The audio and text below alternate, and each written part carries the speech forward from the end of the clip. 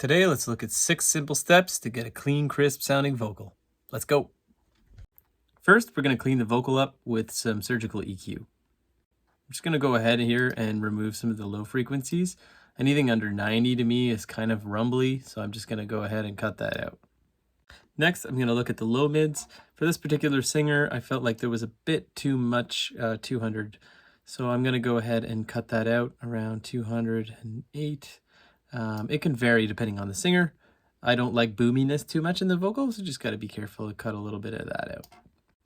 Next, if you feel like your singer has a little bit too much of a boxy tone, you can cut somewhere out around the 600. In this case, my singer was okay, but did sound a little bit nasally at times. So I went ahead and cut around 1100 right here. I'm going to adjust the Q because I don't want to take too many of the other frequencies out of there. I just want to focus on removing a bit of nasal component to my singer.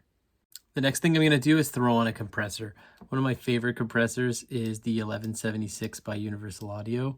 It's great for vocals, great for a bunch of stuff. In this case, I'm going to use it on my lead vocal. I'm going to aim for somewhere 3-4 dB of gain reduction. I want a fast attack somewhere around here, and I also want a pretty fast release somewhere around here. I'm going to adjust my input so that I get about 3 or 4 dB of reduction on a 4:1 ratio preferred setting. Once I have my compressor dialed in, I'm going to open up a saturation plugin. Decapitator by Soundtoys, one of my favorite plugins. Beautiful sounding plugin on vocals, on bass, bunch of stuff. I'm going to usually adjust this to bring it about -10, something like that. I don't want too much saturation. I'm going to cut out some of the lows, and I'm going to add some brightness to this tone. I usually use A or N emulations for API and Neve. I like the sound of those for vocals particularly. And then I'm going to adjust my mix level just to get it the right amount of saturation and presence in my mix.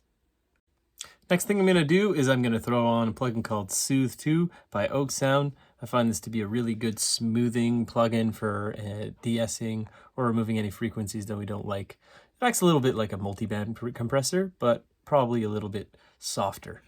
So what I'm going to do is I'm going to focus in the 4K to 8K area. As you see, when I boost this, that's what the area you're going to focus on. And I'm going to come over here and I'm going to adjust the depth so that I just get a few dB reduction and get a smooth sounding vocal. It's easy to overdo this, so just be careful when you're doing that. To polish off this mix, I'm going to add a little bit of air to this vocal. I love this plugin because it has 40 kilohertz. I can't hear it particularly, but when you slap it on, you slap it on, and add about a couple of dB, you can really hear the airiness come out of that vocal.